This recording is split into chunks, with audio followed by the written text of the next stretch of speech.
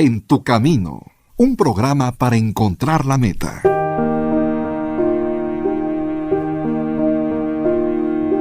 Una antigua tradición china decía que la nuera debe cuidar y obedecer a la suegra en todo.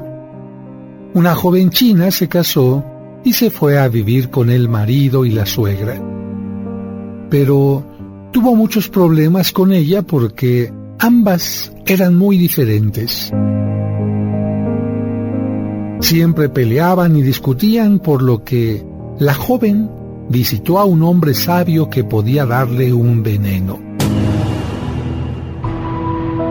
Él le dio un paquete de hierbas y le dijo: no debes usarlas todas juntas porque eso causaría sospechas. Cada 2 días pondrás un poco de estas hierbas en su comida.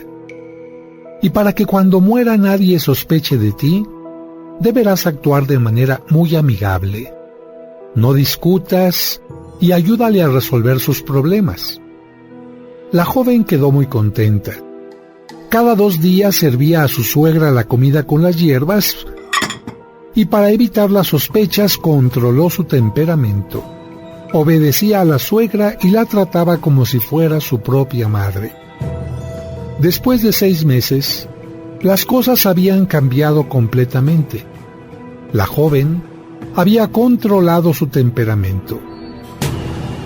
Ya no aborrecía a su suegra ni discutía con ella porque le parecía mucho más amable. La suegra también cambió y se trataban como madre e hija. La joven regresó con el hombre del veneno y le dijo: por favor, ayúdeme a evitar que el veneno mate a mi suegra. Ella se ha transformado en una mujer agradable y la amo como si fuera mi madre.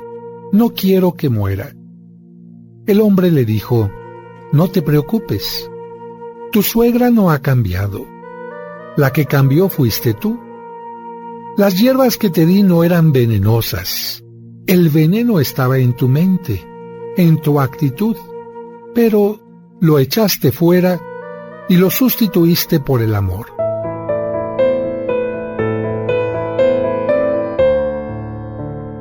En China existe un adagio que dice: la persona que ama a los otros también será amada. La mayor parte de las veces recibiremos de las otras personas lo que les damos. Sembrar es opcional, pero la cosecha es obligatoria. Por eso, ten cuidado con lo que siembras.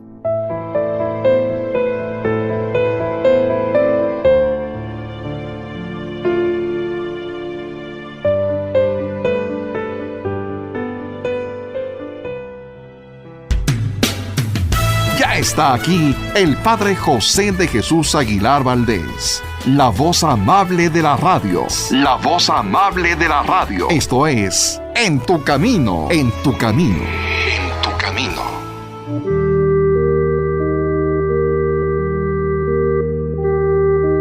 ¿Qué tal, amigos, amigas? Muy buenas tardes y muchas gracias por estar sintonizando esta estación de Grupo Radio Fórmula. Gracias por sus comentarios, por sus llamadas. Hoy vamos a tener un programa que nos han pedido desde hace mucho tiempo y lo queremos hacer con mucho gusto, como siempre hacemos las cosas para ti. Y esto tiene que ver con los nombres de algunas cosas que de repente se utilizan en la iglesia y que la gente, pues la verdad no sabe a ciencia cierta cómo se llaman las cosas, los objetos en la iglesia, las vestimentas de los sacerdotes, los utensilios que se utilizan en la Santa Misa, las cosas que utiliza el Papa y cosas de este tipo. Así que, pues va a ser un programa muy interesante de cultura. Si no eres católico, te servirá como cultura, y si eres católico, te servirá también para acrecentar tu fe e incluso para poder platicar con aquellas personas que no lo saben. Y para hacer un poquito el papel de la gente, el papel de los laicos, el papel de aquellas personas que haz de cuenta que nunca han ido a misa o han ido muy poquito, que no han preguntado cosas de cómo se llama esto, cómo se llama aquello, pues van a hacer este papel. No es que ellos no lo sepan, sino que van a hacer este papel Sergio Enrique, nuestro productor, y David Chávez. Y saludo en este momento a a Sergio Enríquez. ¿Qué tal, Sergio? ¿Cómo estás? Muy buenas tardes. Muy buenas tardes, Padre José. Pues muy bien, muchas gracias. Gracias a Dios estamos trabajando un día más. Está Dios regalándonos un día más de vida para hacer de él algo de provecho. Amigos, muchas gracias por la sintonía. Ustedes recuerden que son los más importantes en este programa, en este gran equipo de En Tu Camino. Y hablando precisamente del equipo, te dan la bienvenida también a partir de estos momentos. Y bueno, vamos a comenzar este programa con preguntas. Yo le voy a preguntar a David y a Sergio cosas que yo te podía preguntar a ti. Y si tú no las respondes, qué bueno. Si tú sabes las respuestas, significa que eres una persona que ha tenido interés en conocer estas palabras, estos nombres particulares. Y si no, no te preocupes, va a ser como una especie de juego. ¿Y qué te parece si lanzamos una moneda al aire, águila o sol, David? Águila. Bueno, y tocó sol, así que te perdiste y te toca a ti la primera pregunta. Bueno, venga la primera pregunta. A ver, ¿qué diferencia hay entre una parroquia y una capilla? Bueno, yo tengo entendido, padre, que las diferencias entre las parroquias, las capillas, las basílicas es, en primera instancia, pues el tamaño del lugar, los servicios que presta a la comunidad. Una parroquia puede tener, por ejemplo, dispensario médico, aparte de la celebración de las misas, por supuesto, y una capilla, pues la congregación de la comunidad es mucho más pequeña. Bueno, en este caso no está correctamente. Es interesante tu aportación, pero no. Entonces, ahora viene la pregunta hacia el otro lado. Sergio, ¿tú puedes comentar algo? ¿La diferencia entre capilla y parroquia? La diferencia entre capilla y parroquia, bueno, es dependiendo del tamaño. Así, eso ya lo dijo David. Eso ya lo dijo David. A ver, tengo aquí un millón que tengo que decir que es el tamaño y que la verdad no sé la respuesta, Padre José. Bueno, miren, vamos a explicar claramente. Una iglesia de cada lugar se llama diócesis o arquidiócesis según el tamaño. Una arquidiócesis o una diócesis es semejante a lo que es un estado de la república. Sin embargo, no cada estado tiene una diócesis o una arquidiócesis, sino que a veces un mismo estado puede tener distintas diócesis o arquidiócesis. Que te quede muy claro esto. Entonces, al frente de un gobierno está un gobernador, al frente de una diócesis o arquidiócesis está un arzobispo o un obispo. Y el obispo u obispo va a dividir su territorio en distintas partes y a cada parte territorial le va a llamar parroquia. Parroquia no es un edificio, parroquia es un territorio que un párroco tiene que cuidar de que esté bien evangelizado, tenga todos los servicios, se lleve todos los libros de bautismos, matrimonios, etc. Les voy a poner un ejemplo. Miren, la parroquia de San Cosme, el edificio de la parroquia está en Serapio Rendón número 5, pero el terreno parroquial está aquí. El terreno parroquial es su límite Insurgentes. El otro límite, por el otro lado, es el circuito interior. El otro límite es Ribera de San Cosme y el otro límite Antonio Caso. Quiere decir que todas las casas, edificios, comercios que están en ese terreno son el territorio parroquial de San Cosme o la parroquia de San Cosme. Y el edificio desde donde se tiene que atender todos esos lugares es precisamente el edificio de la parroquia de San Cosme. Una capilla puede ser una iglesia chiquita o grande que esté en el territorio parroquial, pero que no tenga un párroco. Por ejemplo, en este territorio de la parroquia de San Cosme está una capilla dedicada a San Rafael, que atienden los padres benedictinos. Esa no es parroquia, quiere decir que ahí no se llevan a cabo los escritos de bautismos o matrimonios.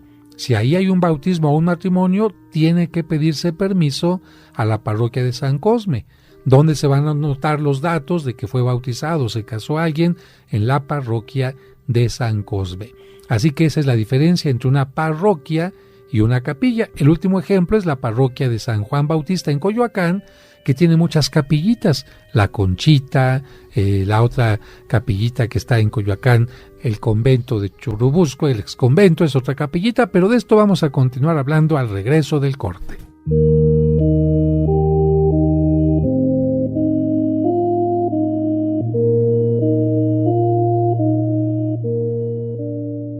En tu camino. Muy seguramente has escuchado estos cuentos a través de este programa o en el canal de YouTube del Padre José. Estaba en la casa de mi amigo Paco cuando tocaron a la puerta 2 testigos de Jehová y nos dijeron que ya se va a acabar el mundo. Con ellos, los pequeños y también los adultos hemos comprendido mejor los evangelios de cada domingo. Mira, mamá, aquel hombre nos dijo: dichosos los pobres de espíritu, porque de ellos es el reino de los cielos. Dichosos los que lloran. El libro Cuentos para entender el Evangelio tiene estos maravillosos cuentos que te ayudarán a entender los evangelios que se leerán en la misa este y todos los domingos siguientes de forma indefinida. Llévate esas flores y regresa cuando tengas la mejor flor. Búscala en tu corazón.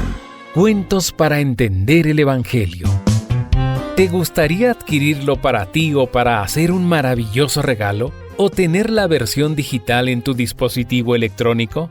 Llama o pregunta a través de WhatsApp a los teléfonos 55 55 66 7744 o al 55 57 05 59 39. Cuentos para entender el Evangelio. Un libro para chicos y grandes.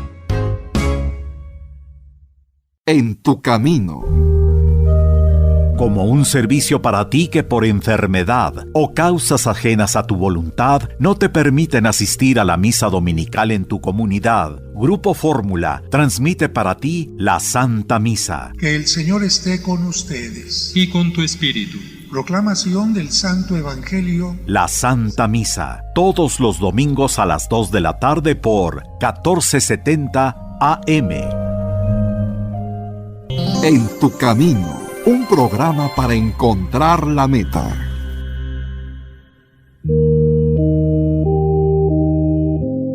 Muchas gracias por continuar con nosotros en este programa especial donde estamos aprendiendo algunas cosas y estábamos hablando de la diferencia entre una capilla y una parroquia y no sé si quedó claro, Sergio. Perfectamente clara esta respuesta a la duda de la diferencia entre una parroquia y una capilla. ¿Cómo se le llama al sacerdote que está al frente de una parroquia? Es el párroco. Al que está al frente de una capilla, capellán. Y al que le ayuda al párroco en una parroquia, ¿cómo se le llama? Vicario. Vicario, que significa representante. Cuando no está el párroco, está su representante. Así como el Papa es el vicario de Cristo, el representante de Cristo en la tierra. Ahora, si yo una parroquia o una capilla la convierto en el lugar donde el cardenal o el obispo va a poner su silla para enseñar en una forma constante cada domingo, ¿en qué se convierte la capilla o parroquia? En una catedral. Efectivamente, donde está la silla, la cátedra del obispo, desde donde enseña cada domingo, a eso se llama catedral. Es decir, que esto puede cambiar. Vamos a suponer, por ejemplo, que el cardenal en esta semana dijera: a partir de esta semana todos los domingos voy a celebrar en la Basílica de Guadalupe y ahí va a ser mi cátedra. La Basílica de Guadalupe se convertiría en la catedral. Bien, vamos a otra pregunta ahora.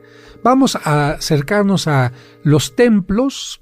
Ahí vamos a ver que los templos tienen generalmente una especie de parquecito en la parte del frente. Sergio, ¿cómo se llama esa parte? A esto se le llama atrio.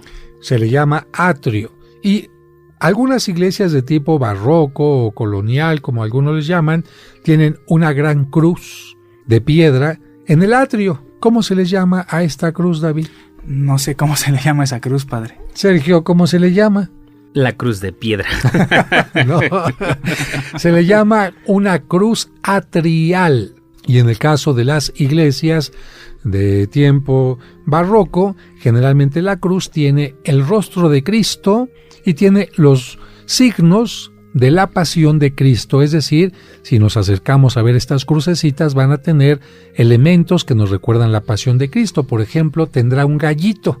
¿Qué significa ese gallo? Me imagino que se refiere a lo que le vaticinó Jesús a Pedro, que lo iba a negar 3 veces antes de que cantara el gallo. Efectivamente, tiene unos dados la crucecita. ¿Qué significa, Sergio? Podrá ser la forma en que apostaron los soldados romanos para disputarse sus prendas. Su túnica, perfectamente. Tiene una escalera. ¿Qué significa? Pues la escalera que se utilizó para descender el cuerpo de Cristo. Tiene un hisopo con una punta, con una especie de esponjita. Cuando pidió agua y le dieron de beber el vinagre. Tiene una lanza. La lanza que utilizó Longinos para perforar el costado. Tiene un manto con una cara de Cristo. Con la que la Verónica le limpió el sudor y la sangre. Un pequeño costalito también. No, ese costalito sí no sé. Está muy sencillo, el costalito lleva las 30 monedas con las que Judas vendió a Cristo. Tiene una corona de espinas, bueno, esto no lo tengo que explicar, unos clavos, y todos estos signos junto a la cruz son una especie de recordar parte de la pasión de Cristo. Muy bien, las iglesias generalmente tienen una fachada y un campanario, si es que no tienen mucha importancia, y de acuerdo a las normas antiguas, las iglesias que tenían 2 torres, eran sumamente más importantes que las que tenían simplemente una torre. Ahora, ya viendo a la iglesia, estamos dentro, ¿cómo se le llama al pasillo central? El nombre correcto. Bueno, yo siempre lo he ubicado precisamente así, como pasillo central únicamente. ¿El nombre correcto, Sergio? ¿Es el pasillo central únicamente? No, tanto en las iglesias como en las catedrales se le llama nave procesional. Significa que por ese lugar entra en procesión el sacerdote en los eventos más importantes. Ya entramos por esta parte procesional y de repente algunas iglesias a mitad del pasillo tenían unas escaleritas con una parte donde el sacerdote se subía a predicar. A la mitad del templo, ¿para qué? Para que todo el mundo lo escuchara cuando no había micrófono. Ahí podemos ver que hay muchas películas antiguas que el sacerdote se subía y desde ahí hacía su fervorín. ¿Cómo se le llama a esta parte que está en alto? Era el púlpito. Efectivamente, el púlpito. Ahora seguimos caminando hacia el frente y veo yo que hay unas escaleritas y en la parte donde está el sacerdote, en la parte donde celebra la Santa Misa, en la parte donde ya normalmente no surbe la gente, ¿cómo se llama?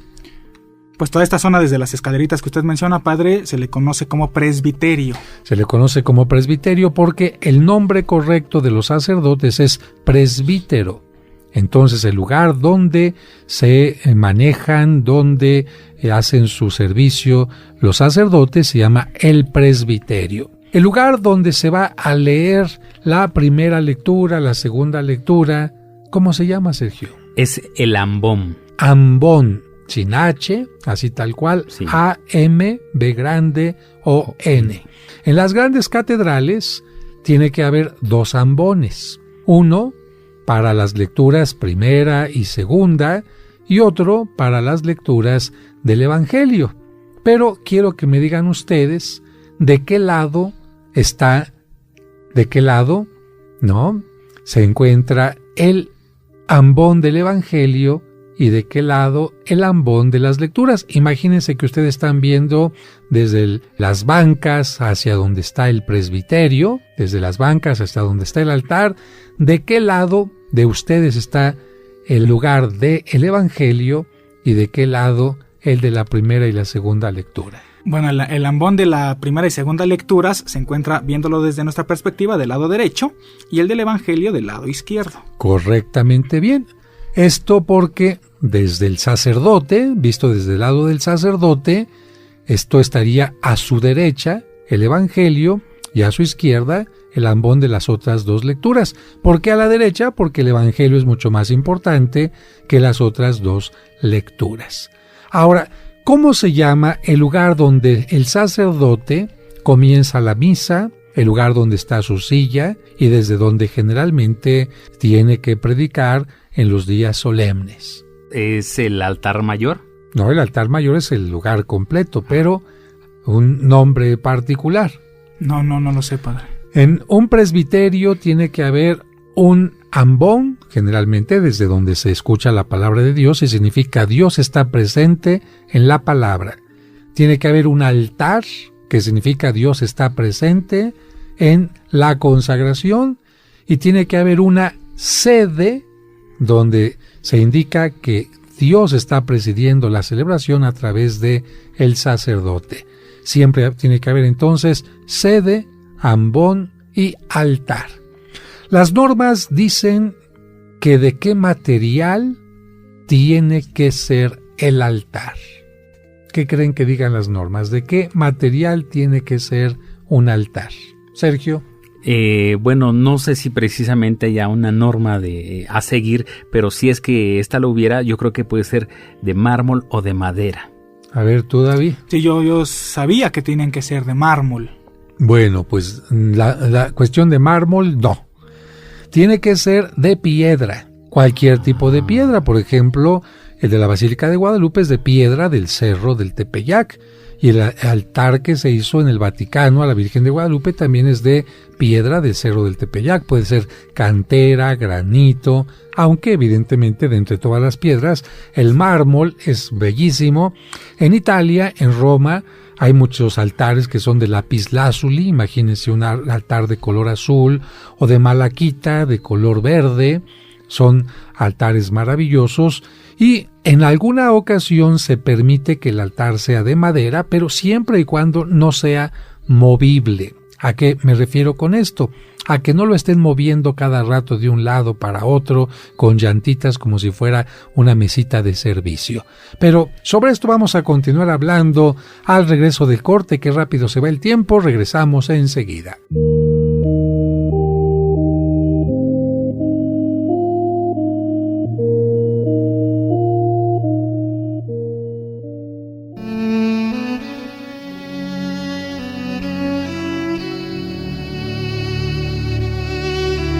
Oh glorioso apóstol San Judas Tadeo, siervo fiel y amigo de Jesús, el nombre del traidor ha sido causa de que fueras olvidado, pero la gente te honra y te invoca como patrón de las causas difíciles y desesperadas.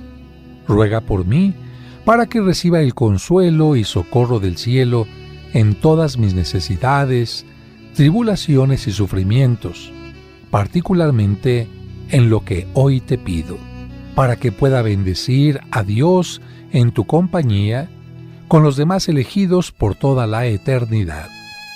Te prometo, apóstol bienaventurado, acordarme siempre de este gran favor y jamás dejar de honrarte como a mi especial y poderoso protector, y hacer todo lo posible para propagar tu devoción.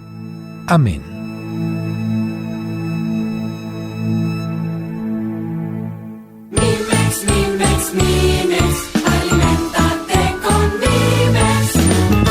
Les doy los teléfonos de dónde pueden encontrar Bimex en la República Mexicana, porque algunas personas me dicen, padre, además de en su parroquia, ¿dónde podemos encontrar este alimento que le salvó a usted la vida y que está ayudando a tantas personas con problemas de cáncer, colitis, gastritis, estreñimiento y muchas otras cosas más? Miren, les doy los teléfonos. En Guadalajara, en los teléfonos 33 12 30 18 75, repito, 33 12 30 18 75 y 33 36 60 58 00. 33 36 60 58 00. En Ciudad Juárez, en el 65 63 77 36 45. Lo repito, en el 65 63 77 36 45. En Querétaro, en el 44 24 04 11 18. 44 24 04 11 18. En Morelia, Michoacán, en el Santuario del Santo Niño de la Salud, en el 44 33 28 08 53. 44 33 28 08 53 en el Santuario del Santo Niño de la Salud. Y les doy estos contactos porque, pues lamentablemente, ya empezaron a aparecer Mimex pirata.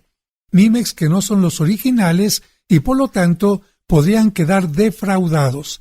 Espero que los hayan anotado. Mimex, Mimex, Mimex, aliméntate con Mimex. En tu camino, un programa para encontrar la meta.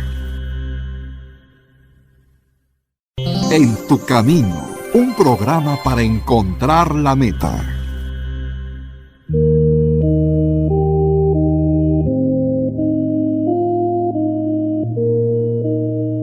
Muchas gracias por continuar con nosotros en este programa donde en una forma sencilla estamos tratando de aprender palabras que, pues la verdad, nunca nos enseñaron o nunca nos preguntamos y que es importante conocer porque no es lo mismo decir, mira mamá, ahí qué bonita sede, o mira qué bonito el ambón, o mira está la nave procesional, hay que poner unos floreros a decir, mira en el pasillito junto a la sillita del padre, por ahí, creo que cambia totalmente el lenguaje.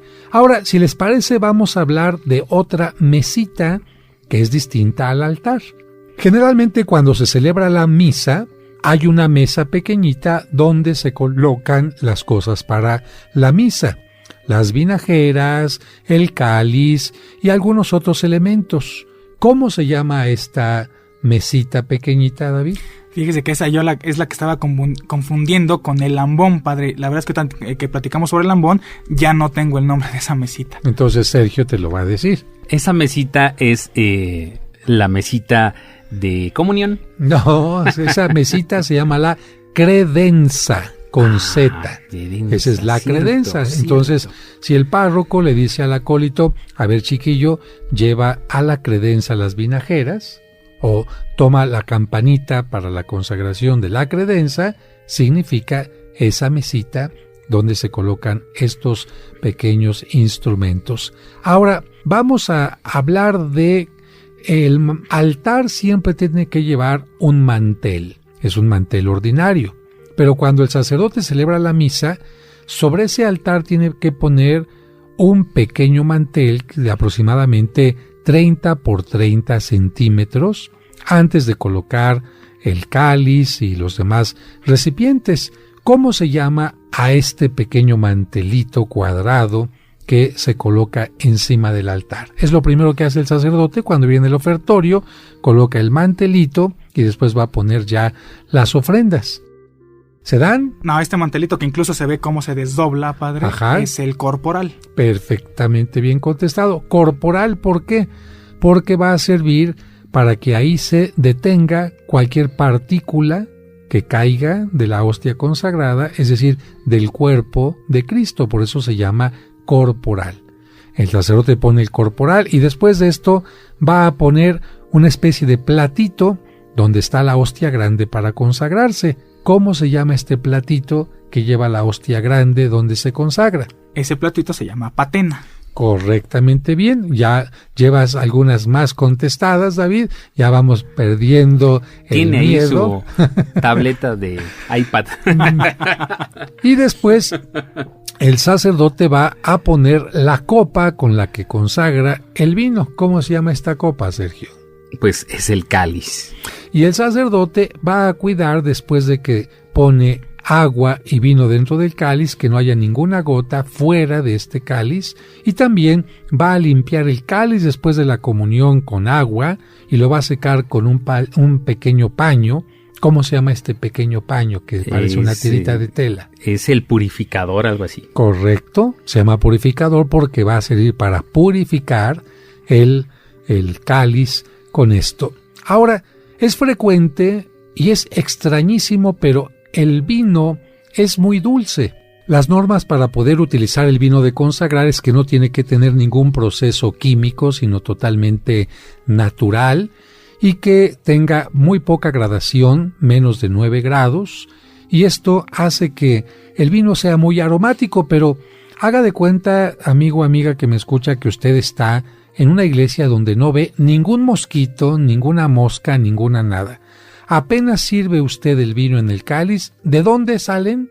Quién sabe, empiezan a aparecer pequeños mosquitos que quieren meterse al cáliz a darle su probadita, y por eso existe un pequeño cuadrito de madera forrado con tela o con metal que se llama, ¿cómo? A ver, David. Ay, no sé cómo se llama ese cuadrito, padre. ¿Tú, Sergio? Se llama cubrecáliz o algo así. Podría ser más o menos cubrecáliz, aunque el cubrecáliz es un pedacito de tela que se usaba antes cuando el sacerdote llevaba y ponía el cáliz en el altar. A este caso se le llama la palia. Entonces es importante porque si el sacerdote le dice a alguien de repente, ¿me trae usted la palia, por favor? Pues evidentemente, ¿me trae la patena y un purificador? Y uno dice, ¿what? ¿No? Claro. Entonces hay que saber este tipo de cosas. Ahora, suponiendo que el obispo los visita y ustedes están ayudando en la sacristía y el obispo va a confirmar. Y entonces le dice el obispo a ustedes, ¿me haría favor de traerme la crismera? ¿Qué es la crismera? Bueno, me imagino que es el recipiente donde está precisamente el crisma. Correcto. El santo crisma que sirve para poner aceite en la frente de los que se van a confirmar, se llama crismera.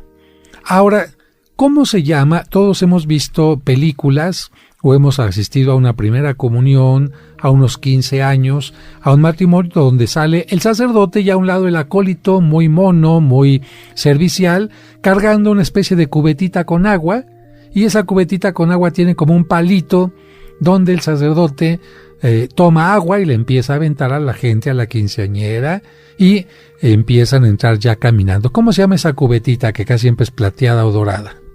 No sé cuál es el nombre, pero es la que contiene el agua bendita No, precisamente. pues sí, pero ¿cómo y el se aspersor, llama? que es como un hisopo, ¿no? Pero no sé cómo se llama la cubetita. Bueno, ya contestaste cómo se llama Claro, el palito, el se llama hisopo. un hisopo.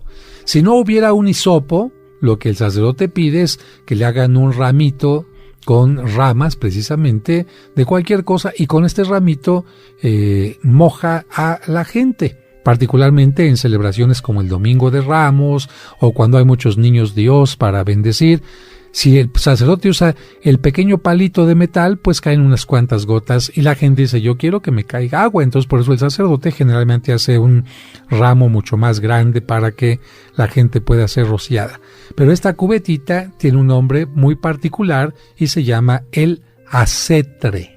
Acetre. No aceite, sino el acetre. El acetre que va acompañado con el hisopo. Ahora, cuando el sacerdote va a colocar la hostia consagrada en un Jueves Santo, en un día de adoración, en una especie de sol metálico para que toda la gente lo pueda ver a través de un pequeño cristal, ¿cómo se le llama a este sol metálico con muchos rayos y que tiene una base que está bien colocada sobre el altar? A este sol metálico, padre, se le llama custodia. Custodia, efectivamente, porque este elemento está cuidando, está custodiando y está embelleciendo y sirviendo como marco el lugar donde se coloca la hostia. El sacerdote ya estuvo dejando la hostia ahí un tiempo para la adoración y ahora es necesario que dé la bendición. Antes de dar la bendición se acerca un acólito y le lleva un recipiente con carbón encendido, un recipiente que tiene unas cadenitas para colgar. ¿Y cómo se llama este recipiente?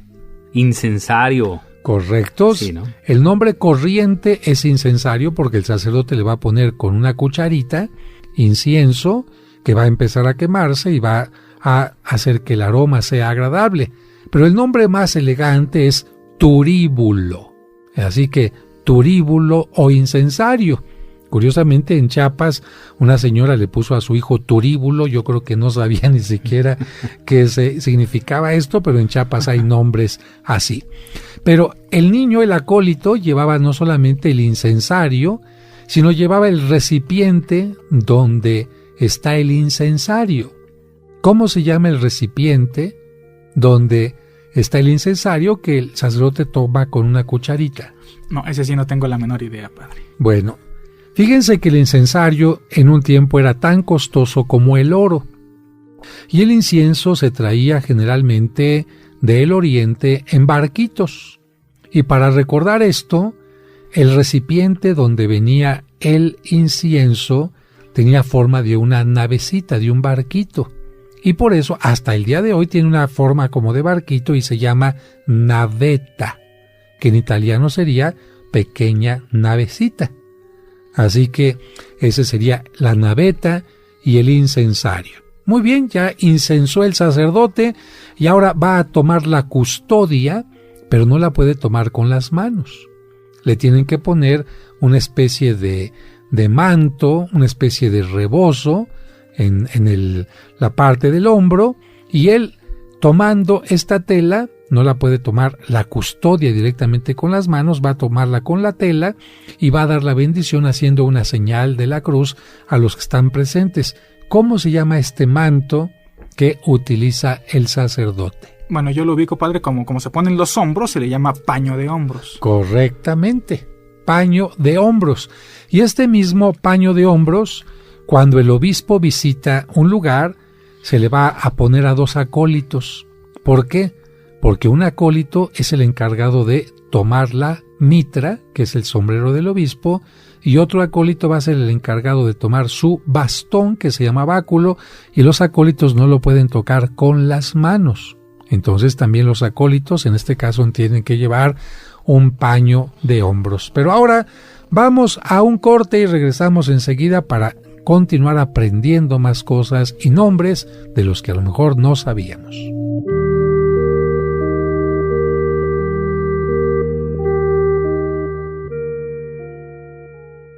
Ella es la mujer más importante de nuestra fe católica. Ella es la Virgen María. Es la mujer, María siempre virgen. Pero para que conozcas más sobre su vida y sus advocaciones, cantemos al Señor. Te esperamos el próximo sábado a las 2 de la tarde para que disfrutes el Sábado Mariano aquí en Tu Camino.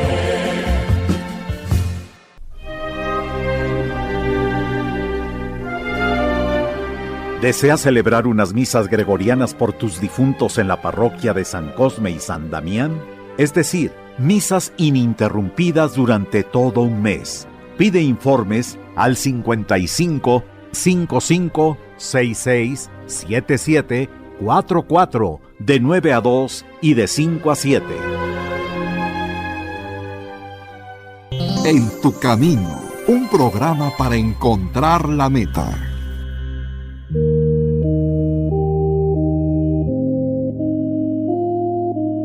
Gracias por continuar con nosotros en este programa donde, divirtiéndonos un poquito, estamos aprendiendo algunos nombres de cosas que tendríamos que saber, pero pues en realidad nadie nos enseñó. Vamos ahora a hablar un poquito, ya hablamos de el sombrerito del obispo en forma picuda, como le dicen algunos. Decía un niño: mamá, ¿quién es el que lleva el cucuruchito en su cabeza? Bueno, pues es el obispo.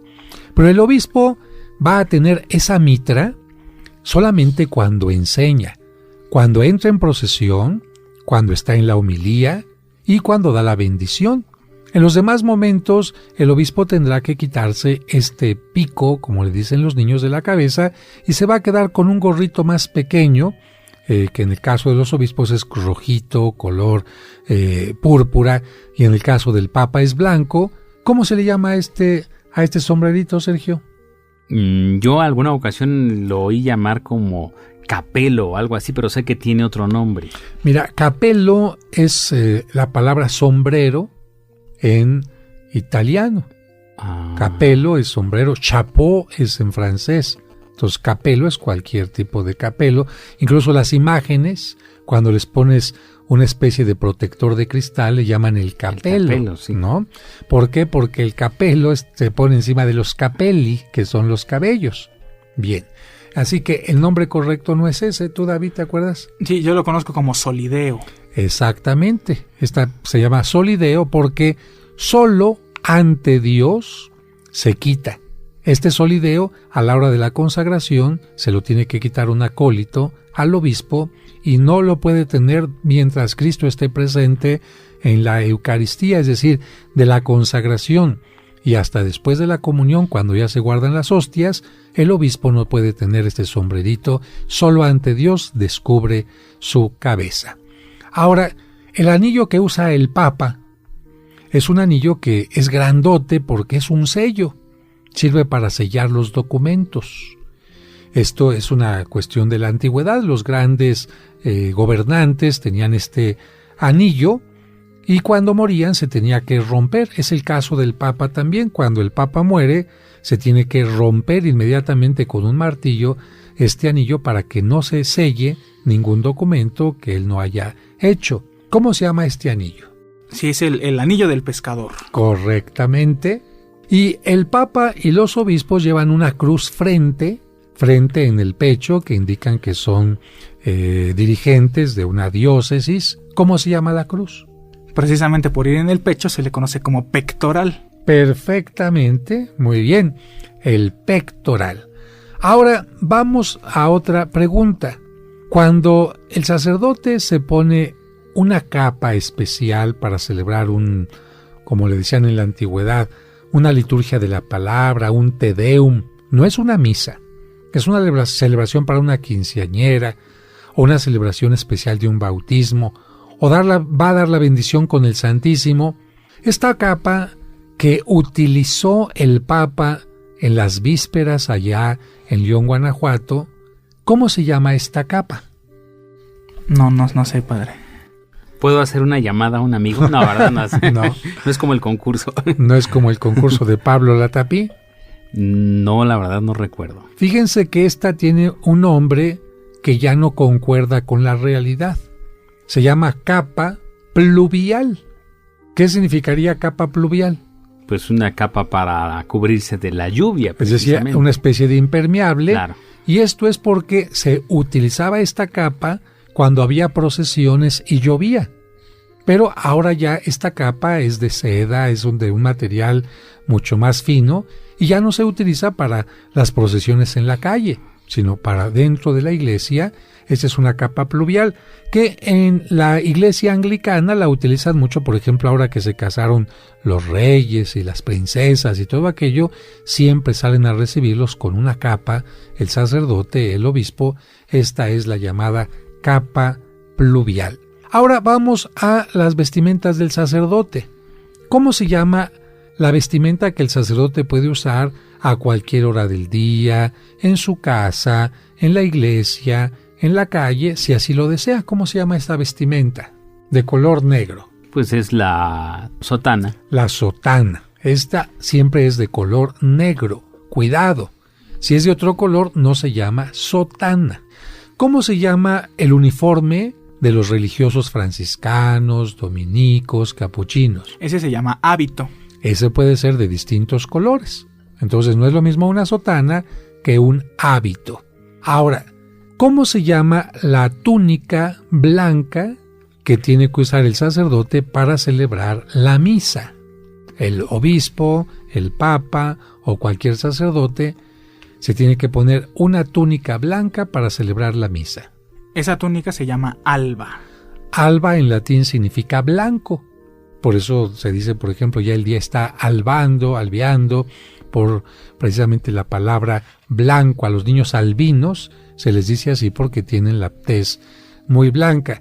Sobre esa túnica blanca, el sacerdote suele ponerse un cordón en la cintura para amarrársela y que no le quede arrastrando. ¿Cómo se llama elegantemente ese cordón? Ese cordón se llama cíngulo. Correctamente bien. Encima de ese cíngulo, el sacerdote se pone una tira que le da la vuelta por atrás de la nuca y un lado y otro le cae por el frente del pecho. ¿Cómo se llama esa tira? Es la estola. Esa se llama la estola, y encima de la estola se va a poner un ornamento que le va a cubrir casi todo el cuerpo, que se llama casulla. Casulla, que en italiano significa casita.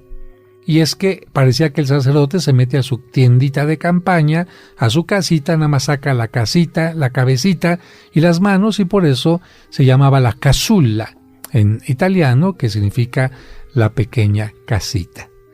Hay unas albas, unas túnicas blancas, que tienen un cuello muy grande y hacen que el sacerdote se ponga antes en el cuello una especie de mantelito. ¿Por qué? Porque el sacerdote al sudar pues ensucia únicamente esta especie de mantelito de cuello y no ensucia toda la túnica. En muchos lugares es mucho más fácil lavar solamente este cachito de tela a tener que lavar toda la túnica. Y a ese cachito de tela que a veces se pone el sacerdote junto al cuello antes del alba se le llama amito.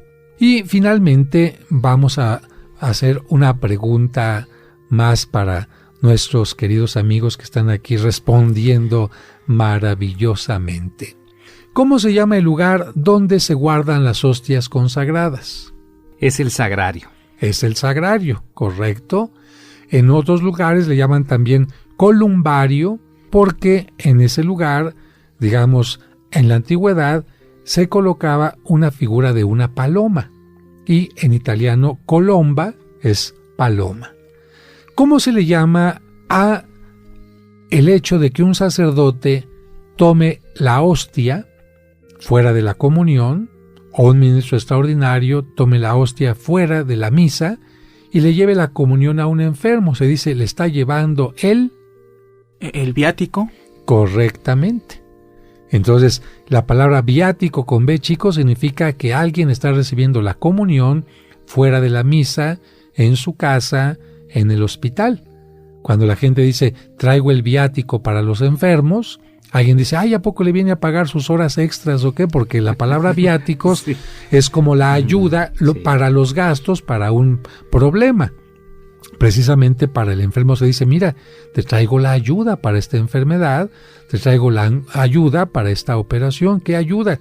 Pues la ayuda espiritual, que es recibir la comunión. Esto es exactamente el viático. Cuando el Santísimo está presente en el sagrario, tiene que haber una señal que indique que está ahí. ¿Cuál es la señal para indicar que Cristo está presente en el sagrario, Sergio? Están colocados 2 cirios. 2 cirios, estás calientito, pero no exactamente. A ver, David. Sí, son dos velas, no exactamente cirios, sino son 2 velas en las orillas del altar. No, tampoco. Tampoco. En el altar puede haber velas a la hora de la celebración de la misa, pero donde está el Santísimo Sacramento hay una sola lámpara de color rojo. Esa lámpara de color rojo significa que Cristo está presente en el altar, y por lo tanto, cuando vemos esa lámpara roja, significa que cuando pasamos ahí tenemos que arrodillar una rodilla. A eso se le llama genuflexión.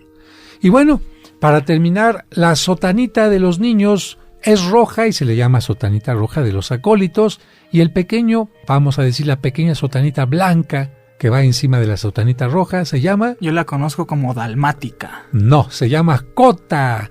Se llama cota o sobrepelliz, y la dalmática es la que usan los diáconos. Se nos acabó el tiempo y nos tenemos que despedir, pero aprendimos muchas cosas. Gracias, David. Gracias a usted, padre, por estas enseñanzas. Gracias, Sergio. Amigos, muchas gracias. Esperamos que hayamos aprendido mucho más acerca de estos elementos de nuestra iglesia. Y le ganó a la ignorancia el conocimiento. Tú has ganado y muchas gracias por estar con nosotros. Hasta la próxima.